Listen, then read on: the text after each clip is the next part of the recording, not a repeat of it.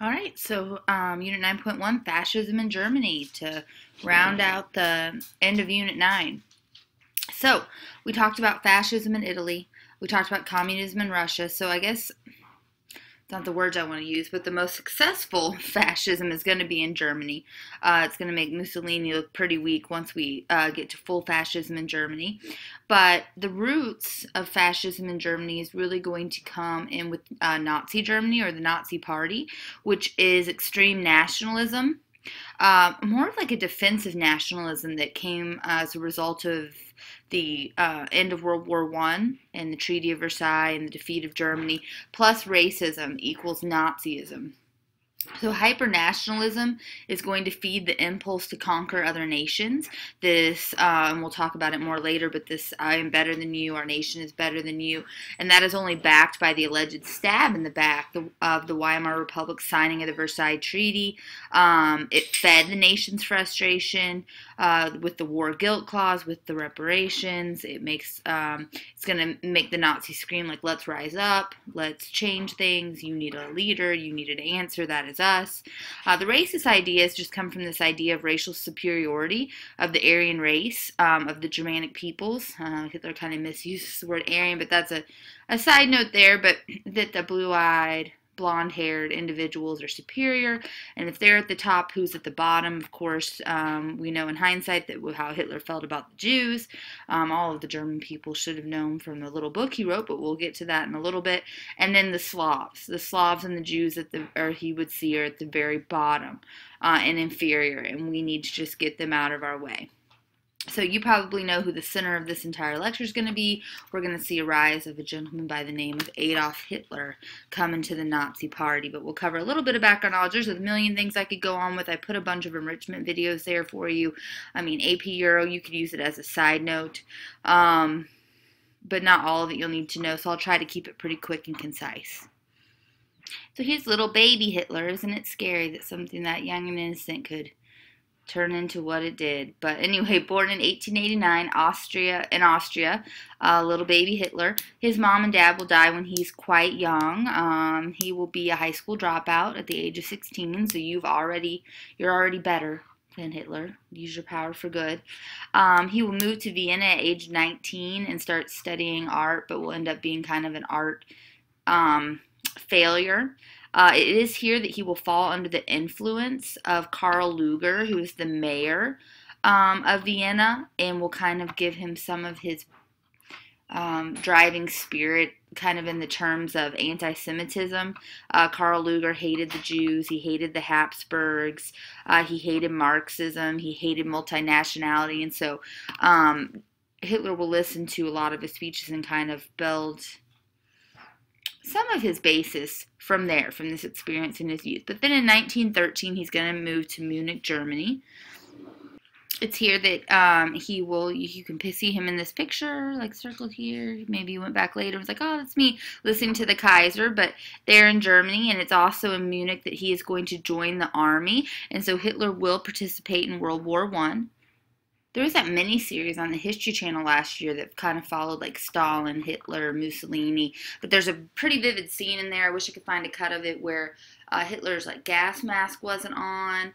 And hence, like, they very cinematically had him shaving his mustache short because the seal of this gas mask wouldn't go because of his mustache. But anyway, he is injured in World War I. He gets, again, a gas attack because of, whatever caused the gas mask to not seal. He is temporarily blinded, so he has experienced that type of warfare. And I mean, where are the German troops when World War I comes to the end? They're in France. And so in the 1918 armistice, Hitler really is, and later he's going to say, but he feels that Germany didn't lose, that there was actually a conspiracy, because there they were in France, but there was a conspiracy of the Jews and the commies, which caused the Weimar Republic to sign the Treaty of Versailles and to rise to power. And so that this was all a conspiracy. There wasn't really a German loss. And we'll kind of hit on some of his ideas as we move forward with Hitler. So it is with these beliefs that Adolf Hitler became the leader of the National German Workers' Party, or Nazi Party, after World War I. it's Nazi because of the way you pronounce the two first words there sound like Nazi. It starts with there's a very tiny group that hold these kind of unified beliefs with only 7 members, but will grow dramatically with its peak in 1932. So just a few years, it'll grow quite large and, as we know, quite powerful. He does have his own little group of like thugs, like Mussolini had his black shirts. Hitler's going to have his brown shirts, or the Nazis will have their brown shirts, or the SA is what they're also called, stormtroopers. It's the Nazi paramilitary group that terrorized political opponents on the streets. So like if you were defending the communists or the Jews, or saying anything that went against the Nazi party, they kind of terrorize you. This starts to quiet people who may have disagreed with the beliefs of the Nazi party. So in effect, it's really the private army of the Nazis who were very, very loyal to Hitler, and they were an experienced army. They were former members of the Free Corps that we talked about in Unit 8.4, so they had experience with private armies in this kind of, forcefulness with people before. But there is something that Hitler will do before he comes to power with his paramilitary, and that is the beer hall push. Push is like a coup. His first grasp at trying to gain power as a very young leader of the Nazi party. So in 1923, there's going to be this event called the beer hall push or coup. Hitler is denouncing the Weimar Republic. This is about the time of the Ruhr crisis, when France has come into the industrial region of Germany, and Hitler's like, they're just passively resisting the Weimar Republic anyway, and Hitler's like, no, they can't do this, this isn't right, they already stabbed us in the back, and this is just another step forward, we need to do something. He's going to try to overthrow the government with this, and so he and 600 of his brown shirts are going to come into this beer hall where the Prime Minister of Bavaria is going to get ready to speak. So he's going to try to overthrow the state of Bavaria, and ultimately, on the path to Germany. So he and 600 brown shirts will line the halls of this beer hall, and kind of, you can imagine like the K, like, oh, what's going on? And they're going to like announce that a nationalist revolution has arisen, and we are going to take Bavaria and then Germany, and there are thousands of brown shirts outside. So everyone inside sees these 600 and assume, that there's brown shirts outside, which there's really not. But they get the Prime Minister, right as he's getting ready to speak, they take him into a room, and for 10 minutes, it's just kind of Hitler, a couple Nazis, and the Prime Minister in there. And there's varying accounts on what happened, like if the Prime Minister's like, yeah, take it, or no.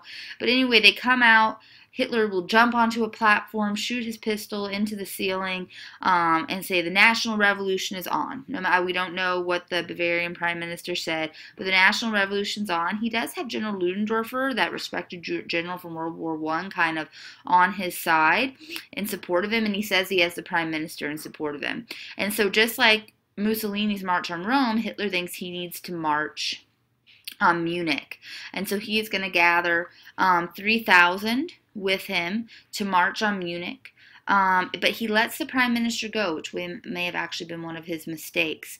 And so he's going to let the Prime Minister go. The Prime Minister is going to go to the Weimar Republic and to report to them what's happening. And Weimar Republic is like, oh, we got to shut this down. They're going to send 100 police officers, so 100 versus 3,000. Shooting will happen for like about a minute. Some of the Nazis have guns. All of the police, of course, have guns. And 16 Nazis will be killed and 3 policemen, and it will all kind of be ended. So it stopped very quickly. Not a very powerful march here. And Hitler will be arrested and ultimately tried. Really, he was trying for treason, trying to overthrow the government. But as I discussed before in Unit 8.4, the judges are very lenient on him, showing that this unrest or dislike of the Weimar Republic, is kind of deep-seated there. And he will get a one-year jail term, which he'll serve about 9 months. And it will give him national attention. As we move forward, they'll be like, oh, yeah, that's that guy who tried to overthrow the government. But he will be sentenced to jail. And it's in jail that he has a lot of time to think. And that he is going to realize that he'd have to take control of Germany legally. Germany's a democracy, through a democratic process, not through revolution. That's just not how he's gonna be able to do it. And so he's gonna start to focus his attention on how he can take control of the German government through those means, through democratic means, and through, this further denouncement, like rising up on that platform of denouncing the Treaty of Versailles and the Weimar Republic, and the right kind of socialism we'll talk about a little bit later. Like he's not going to be for all socialism, but what he would call the right kind, and unifying Germany, and of course anti-Jewish propaganda. But he will also do something else in jail. He will write the book Mein Kampf, which means My Struggle. And it will become the blueprint for Hitler's future plans. So after the war, Germans are like, we didn't know how could you let this happen is the question. And they're going to say, we didn't know he's going to be that bad. If they had read his book, which they should have, it was the most literate country in the world at this time, they knew. It was very clear in his book, Mein Kampf. I mean, it's really a step-by-step blueprint of what he wants. Just like I said, denouncing that Treaty of Versailles and the Weimar Republic, the right kind of socialism, unifying Germany as a strong Germany, getting rid of those Jews. It's going to call for Lebensraum. He's going to think the Germans need living space. They need that land that was taken from them in the Treaty of Versailles.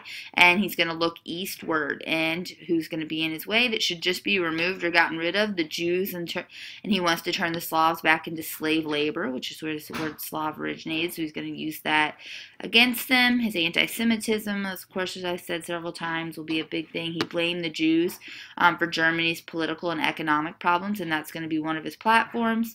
And it's during this time that he will kind of become this leader, dictator, Führer, just kind of like Il Duce was the leader in Italy, Führer the father in Germany, and would have unlimited but arbitrary, at this point, power. So just like this title given to him by the Nazis. We are going to have something happen that I think would be a great argument in an FRQ, I mean, even a DBQ, that the fall of the Weimar Republic, it's not so much from this Nazi push in 1924 to 1929. People actually think that Hitler's pretty crazy because, yeah, imagine that. Because everything is kind of going great in Germany at this time. There's the spirit of Locarno. There's the Dawes Act. Things have gotten sorted out financially. It's good. But then something's going to happen that's going to cause that to change, and that's going to be the Great Depression. And fascism needs a crisis. And this crisis is going to be the Great Depression, and Hitler's going to step up to say, I can save you. The Nazi Party can save you. And so I would say that the fall of the Weimar Republic was a direct result of the Great Depression, and Hitler was just kind of there to catch the pieces, as fascism, as I said, needs a crisis. Unemployment will reach 43% in Germany by the end of 1932, so almost half the country's unemployed. Where will those workers turn for money? They're going to turn to communism and wanting to take that money from the rich for the good of the whole. And this economic chaos and that fear of like the middle class and then wealthy class would have the workers doing that is going to play directly into Hitler's hands. And Hitler is going to begin promising something for everybody. He's going to try to, have this answer for everyone. He promises German voters economic, political, and military salvation. He's going to promise big business leaders he would restore the economy by breaking Germany's strong labor movement, which is what they want to hear, and reducing workers' wages if necessary. He's going to assure top army leaders, because remember the army had been cut down by the Treaty of Versailles, that the Nazis would reject that Treaty of Versailles and rearm Germany. An important thing with Nazism is it's also going to appeal to the German youth. 40% of the party is going to be under age 30 in 1931 and 67% under 40. And that is because, the youth are usually more willing to have some pretty significant changes, more open to change anyway. And this is going to allow the Nazi Party to kind of build up its peak, which will be in 1932. But another event happens here in 1930. Before this peak in Nazi power, and that is that the Chancellor is going to gain permission from President Hindenburg for emergency rule by decree, and he's going to get it. So because of this struggle between the Social Democrats and the Communists, he's like, there's an emergency state, you need to grant me permission for emergency rule by your decree. President Hindenburg is going to give it to the Chancellor in 1930, and then it's right after this that the Nazis will win the largest percentage of votes in the Reichstag in 1933. This is this peak of the young and all of the promises that are being made by Hitler. Though not a majority, and Hitler will be defeated while running for president, this is still like a step on the path to his rise to power. Although you can see he could have been stopped anywhere along the way. This is a democratic system. He doesn't have the majority yet, nor do the Nazis. And so, you know, when people look back and say it was inevitable, he took the power. No, he was he came at it just like he said in jail, that he would go at it through all democratic means. But then Hitler will become chancellor. He's named chancellor by the president on January 30th of 1933. This is the same time that FDR becomes president. Just a little side note there. And so he totally legally gets into this position. Although appointed, I mean, he totally legally gets there because of the votes in the Reichstag and appointment by the president. And so people, I mean, he could have been stopped. He was appointed by President Paul von Hindenburg. Some people ask why. Not so much that they really loved Hitler. I think maybe they were looking for a fall guy, for like if the Weimar Republic goes all wrong, they could blame it on Hitler. But anyway, he gets there. He gets there through democracy. And I mean, if there was a majority of seats that were not Nazis, they could have turned down. They could have stopped him. So just keep that in mind, especially if you were to write an essay or get this topic for an essay. So there is an acronym to help you remember Hitler's rise to power, and that is limp paper. So if you look at it, the first L, or the L here, would be long-term bitterness. That's the bitterness over the Treaty of Versailles. So that's how he kind of sneaks in. Also, I for would be ineffective constitution. The fact that there were some weaknesses and holes within the Constitution and the Reichstag because of the turmoil, and weakness in the Weimar Republic, this new, very young republic that didn't have experience, are going to allow Hitler to kind of breeze in democratically. Money, the Great Depression is going to, of course, end the Weimar Republic, but Hitler's promising these big business, all of these things. So on the flip side, he also has a lot of monetary support from big business.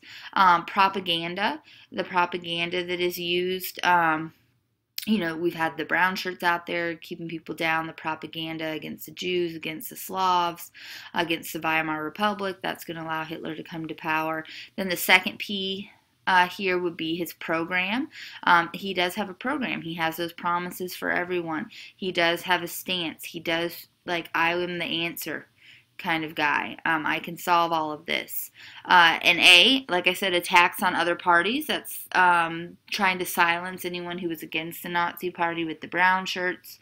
In the enrichment videos, our third P here, personal qualities, you will see his charisma, his great speaking abilities, and so definitely his personal qualities get him there. E, the economic depression, the Great Depression hitting will end the Weimar Republic and allow Hitler to step in. And then R, he legally gets there by being recruited by Hindenburg and being given his position. So limp paper could help you remember if you had to detail Hitler's rise to power in an FRQ. All right, and so this is going to bring us to the Third Reich, or the government under Hitler, what Hitler would say was going to be his 1,000-year empire. But if you look at the years there, 1933 to 1945, he makes it 12. I mean, really close, right?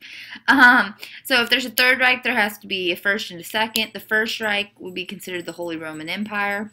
The Second Reich would be the unification under Bismarck. And then, of course, the Third Reich then here under Hitler. And he'll start to quickly consolidate his power. Okay, so what happens is he begins to consolidate his power. We have an election coming up in March, but conveniently or strangely, a fire occurs to the Reichstag 1 week before elections and burns the building down.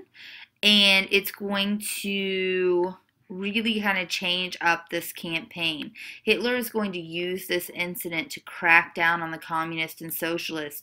He's going to blame the fire on them. He says we need immediate action. Look, the communists and socialists are trying to take over.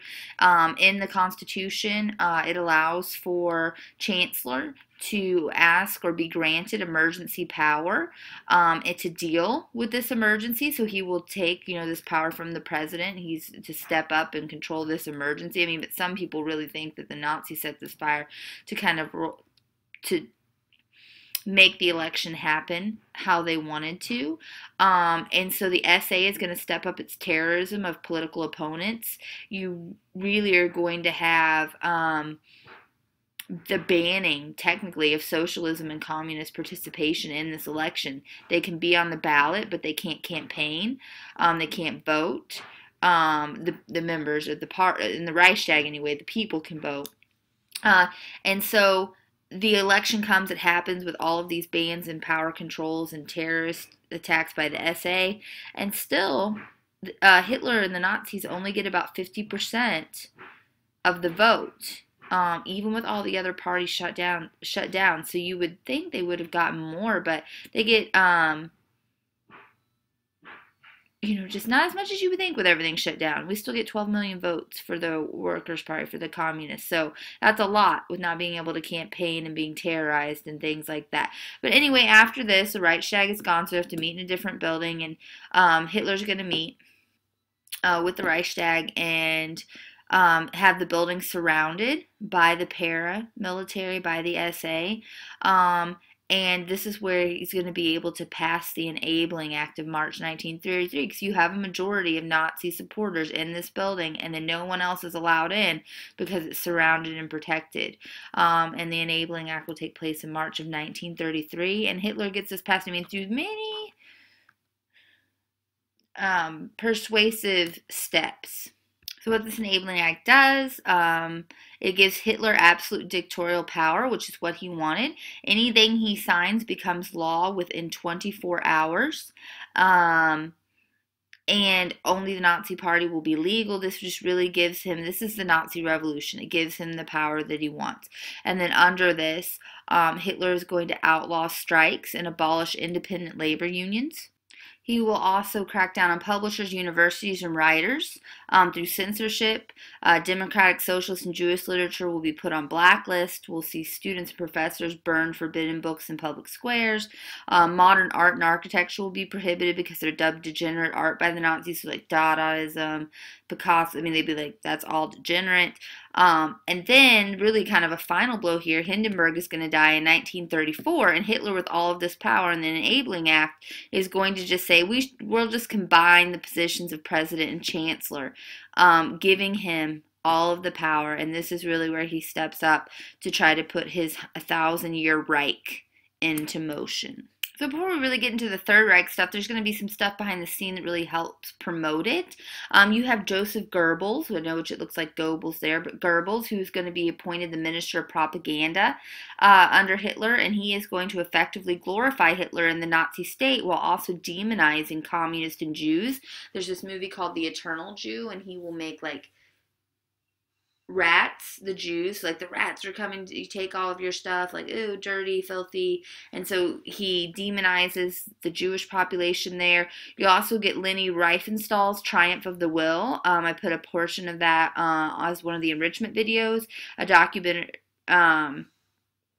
used by the regime's propaganda to make Hitler look larger than life and glorify the Nazi regime, kind of like the Messiah theme there. So all that's going on behind the scenes. There's that propaganda and lint paper, just to drop some names there for you. But there's something else going on as Hitler rises to power, and he's kind of paranoid, like Stalin. And what's going to happen is those kind of around him are worried about particularly the SA or the brown shirts' power or the impact. There's like 2 million of them now with Hitler. And so Hitler's going to be warned by the army. The army's afraid they're going to be absorbed into the brown shirts, and by big business, who was, just technically afraid of like this massive, powerful force that could turn against them. So they kind of like put a bug in his ear and like warn him about his SA. I think more, not factual. There's no real proof maybe that any of this is going on, but just to try to incite his paranoia towards the SA. So I really think what it is they're just like, hey, trust me, like me. Like they want to get a little bit of Hitler's power. Not really any proof that anything was going on with the SA, but he is going to then make kind of a deal with the military. He, instead of having the military absorbed into the SA, he's going to have the SA absorbed into the German army. But he is going to make the German army then take an oath of loyalty to him personally, not to Germany, not to the nation, but to Hitler personally. This then makes Hitler the supreme commander of the government and the military. And then to please conservatives, Hitler's elite personal guard, or the SS, are going to arrest and shoot without a trial about 1,000 SA leaders. I mean, people that had worked very closely and served Hitler and other political, air quotes, enemies. Okay, so without a trial, they're going to go out, kill these 1,000 SA leaders just to please these conservatives who were suspicious. This is called the Night of Long Knives. He's just going to go out and, like, I mean, turn on these people that had supported him, clean them out, and take them out just as a kind of a political chess move, and because of his own paranoia. And then as a result of this, after this Night of Long Knives, the SS will then grow dramatically and influence as Hitler's private army and secret police, be led by Heinrich Himmler, which is one of your vocab terms you must know. And then the SS will join with the political police, the Gestapo, to expand its network of special courts and concentration camps. And this is where you're really going to see all that come together: prison camps, work camps, etc. Okay, and so another backbone of the Third Reich. As we've mentioned before, you need the young on your side when you're making changes. You need to indoctrinate them. You need to mold them to be the future that you want. And so the Nazis are going to indoctrinate German youth with these views of German racial superiority and the Jews as the source of German problems. This happens between the ages of 10 and 18, so it means like pounded in their head, the Jews are bad, the Jews are bad, we are superior, we are superior, we are superior. And so you really would grow up indoctrinated into that theory, that the weak children must be chiseled away, and in its place, you know, for boys, they would be prepared for war, and girls prepared for motherhood. And they had like these athletic races, like the boys, you know, practice like techniques of World War I, like map reading and trench and battle, and the girls, you know, have to be able to run and throw, and they have to be physically fit, of course, to be a mother and produce strong German children.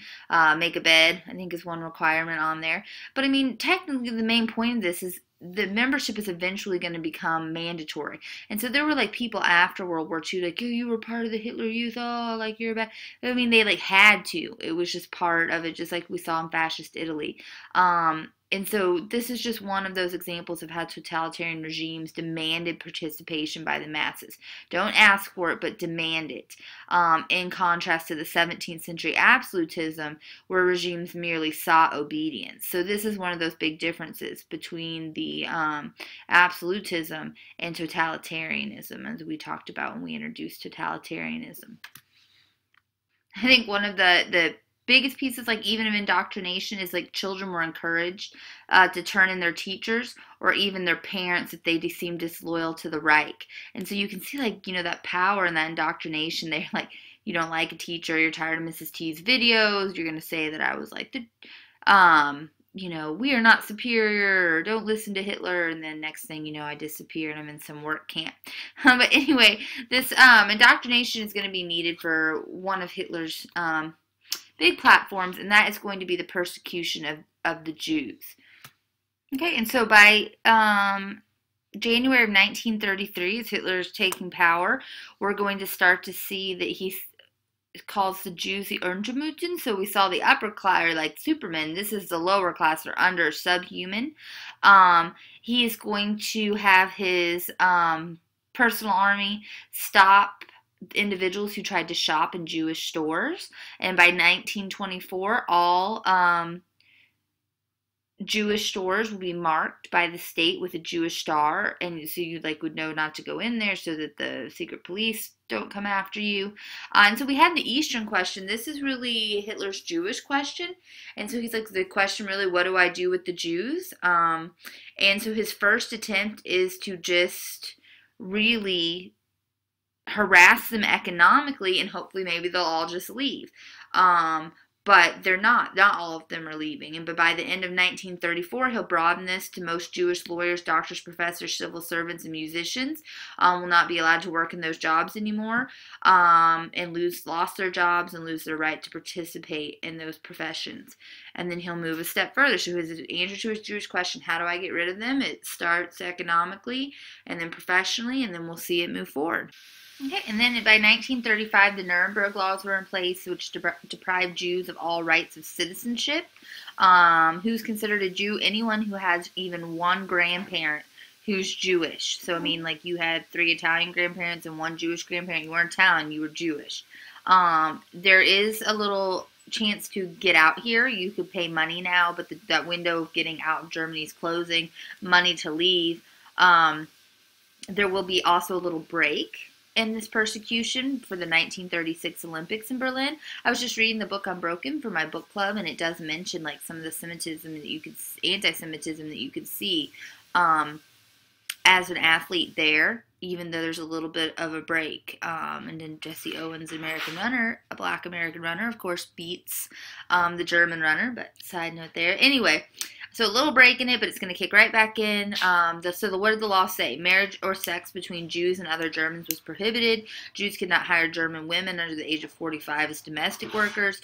Jews were forbidden from displaying the Reich or national flag. Some additional laws: Jews could not use hospitals, could not be educated past the age of 14, were prohibited from using parks, libraries, and beaches. War memorials were to have Jewish names removed. And then by 1939, 50% of Germany's 500,000 Jews had immigrated. Many were, I guess, unfortunately for Germany, fortunate for the rest of the world, were the cream of the crop, just per se. What I mean by cream of the crop is you have really your most educated and most wealthy Jews leaving Germany. I mean, thank you, Germany, for sending us Albert Einstein, because he's going to write a nice little letter to the president saying, I think we can make an atomic bomb. I mean, just imagine if that knowledge or technology had stayed in Germany and how the world would be different. There's a what-if question for you right there. But by 1939, as I said, 50% of Germany's 500,000 Jews immigrated. Huge immigration fees and confiscation of Jewish property helped the governments to finance economic recovery, so they used it that way as well, and kind of Hitler's answer to this economic revival. And then he's going to up the ante a little bit with the Kristallnacht, which is the Night of Broken Glass in 1938. He's going to use a pretense or kind of an excuse to make this happen, to kind of organize a violent wave of crime against Jews, and that is going to be using the assassination of a German diplomat in Paris by a young Jewish boy as the pretense. And it was really, he's like, oh, a Jewish boy did a bad thing, but it was more of like a family feud type situation than anything else, but he's going to use that to promote this. And so what happens is that on November 10th, a well-organized wave of violence is going to be launched against the Jewish population. And so they're going to destroy homes, synagogues, and businesses. Thousands of Jews will be arrested and made to pay for the damage that the Germans did to their homes, their synagogues. I mean, like if you were a fireman and they lit your synagogue on fire, you couldn't you do anything about it, just let it burn unless it was like getting to a German home, and then you stop it. And so this is like our, elevating that violence and the anti-Semitism, and his answer to the Jewish question is now much more violent. So that's the real kicker, is they're arrested, they have to pay 1 billion marks for the damages, they have to actually go out in the street and clean it up themselves, all of this damage that the Germans did. And it's really after Kristallnacht then that we will see that it is going to be really hard to get out of Germany. Like, this is where the really intense persecution is going to happen. Okay, and so what really is going to be the final solution to Hitler's Jewish question, because not enough had left. Not enough Jews had left with this economic harassment and Kristallnacht, because really nowhere else in the world would take them. Even the United States, I mean, France, nowhere else would let them in. And so there's like, it's not that they didn't want to leave, that they didn't want to get out, that they were just going to stay for this horrendousness that's going to come next. It's that they didn't have anywhere else to go. And so the final solution in Hitler's Jewish question is going to be the Holocaust. 6 million European Jews will be eventually killed during World War II in Hitler's final solution. 6 million are Jewish, and another 6 million will be other victims of Nazi persecution, including the Slavs, the Gypsies, Jehovah's Witnesses, communists, homosexuals, mentally handicapped, and political opponents. So 12 million people total die. 6 million of them are Jews. And so this is, I mean, I don't even know you can comprehend the horror of this. I know that you've had the Holocaust several times in high school. It's just the fact that it could happen, that it did happen. I'll show you a picture next. I'm sure you've seen before from the individual who gave us the book Night, Elie Wiesel. So here's inside one of the concentration in the barracks. You can see like the emancipation. You guys have had a lot about the Holocaust. I don't have to go into all of the details, though it's, you know, just a fascinating and horrifying time. But laying in one of these barracks is Elie Wiesel, the author of Night. If you haven't had a chance to read, it's Dawn, Day, and Night. Night being the final book. I highly recommend you do. It's a pretty powerful account of the concentration camps during the Holocaust. So how does Hitler get so popular with, you know, some of the other things that are going on? Well, really, the major reason for his soaring popularity is because he delivered on his promise, his economic promise of work and bread. He is really going to turn the economy around. If you talk to someone who lived through this time period, I mean, 80 years old, they would have been a child during Hitler's time.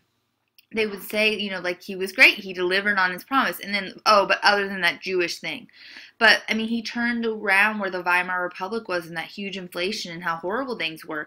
And he does so kind of similarly to how we try to solve the Depression in America. Large public works programs started to get Germany out of the Depression. It included the building of superhighways or the Autobahn, offices, gigantic sports stadiums, and public housing. That will translate into the 1936 Olympics. That will, lots of things have to be built, and that will give people money, signaling Germany's legitimacy by the international community. And then if they have jobs and they're earning money, then they'll go spend money on dinner somewhere, and that means that business has to hire someone. So like that Keynes, you know, like we try to do. If the government spends money on paying people to do jobs, then those people will spend money, and it will prime the pump. It will bring the economy back to life.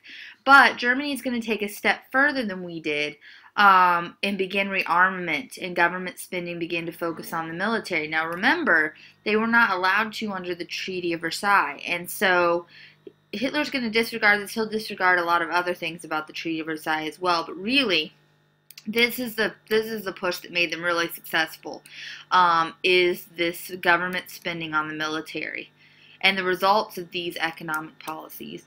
And you could almost argue that it wasn't really the New Deal that got us out of the Great Depression in America either, that it was armament for World War II, but that's what Germany's doing. So results of the economic policies, as I was saying, unemployment's going to drop from 6 million in January 1933 to about 1 million in late 1936. So it's working. Actually, it's working so well that there aren't enough workers for all of these jobs. And by 1938, shortage of workers will exist, and women who they had told need to stay at home, they'll actually have to turn to and have them step up and take some jobs because there is just too many jobs and too few workers. By 1938, the standard of living for the average employed worker increased moderately. Profits of business will rise sharply, and there'll even be programs for the poor to like ignite their German spirit, and even money for programs for the poor there as well. And so what we need to examine next is Nazi society. Was there really a social revolution? And I would say really not so much. I mean, the well-educated classes still held on to most of the advantages they possessed prior to Hitler, so we don't have that class leveling. Only a modest to mild social leveling is going to occur. Like fascist Italy, women were viewed as housewives and mothers, even though some will be called to step up during wartime and during this time where there are a shortage of workers. Still primarily they were viewed as needing to make babies for the Reich. One of the first laws that Hitler will put into action is encouraging marriage, and then women going on to have children for the Reich. That's what the Reich needs, is these strong German children. So if you went and got married, there was this incentive that the government would then give you a loan of 1,000 marks, which equaled about 9 months of income at that time. So we have lots and lots and lots of couples that'll take advantage of this in Germany. And so, I mean, it's still a loan, so you have to pay it back unless you start to have children. If you have one child, it's 25% of your loan paid back. Two children, 50% of the loan paid back. So, of course, if you have 4 children, then your loan is free and clear, and you've got this 9 months of income to go towards your new family. And so, incentive programs to get married and have children. There's even this other incentive on August 12th is actually Hitler's mother's birthday. And so every year on this date, he would give out a motherhood cross, or the German government would give out a motherhood cross. There's actually 3 of them, gold, silver, and bronze, for being the best producers of babies. And so if you had 8 children, you got a gold cross, 6 children a silver cross, and 4 children a bronze cross. There's also these Lebersborns. So even being unmarried and having children, which would be generally looked down upon, maybe in our society a little less, like being young and unmarried was encouraged there. They would select these women who were pretty, blonde hair, blue eyes, and then have racially preferred men, like some of those SS officers, blonde hair, blue eyes, and they would tell these women to go to these Lebensborns and get pregnant. And it was a revered thing. It was a popular thing. It was something that you should do to make more children that are racially perfect for the German Reich. Birth control information and abortions then were also forbidden for German women, but promoted and allowed for unwanted groups such as Jews, Gypsies, and Slavs. Women would also be denied the most meaningful occupations outside of the home, and actually, if they were in those occupations, fired, so that a man could have that job. It is only in wartime and when those shortage of jobs happen that large numbers of women are able to mobilize for work in offices and factories. So still not so much the meaningful occupations, but just stepping up to support the state just as they were required to support it by having babies. All right, and so now that we've finished up fascism in Germany, you should be able to compare and contrast conservative authoritarianism in fascist Italy with totalitarianism in the Soviet Union and Nazi Germany. Know the differences, all of the elements. We've covered women, politics, economy, total control, things like that. You will also know to what extent Lenin and Stalin adhered to the ideas of Karl Marx. Were they the same? How were they different? Compare and contrast totalitarianism in the USSR and Nazi Germany should be an easy task for you now. You should be able to compare and contrast totalitarianism in the 1920s and 1930s with the absolutism in the 17th and 18th centuries. How are they the same? How are they different? To what extent did the rise of fascism in Italy and Germany constitute a social revolution in each of those 2 countries? So how great was the social revolution? I just finished telling you not so much one in Germany. You would need to give to the extent in Italy and Germany in that prompt, and analyze the extent to which women's roles changed in the USSR, Italy, and Germany. I did a section on women for each, so you should be able to compare and contrast, or the extent that women stayed the same or their roles differed in the years between 1917 and 1940. So I will see you in class on Monday. Have a great Sunday, and we will finish content this week. That's the end of Unit 9.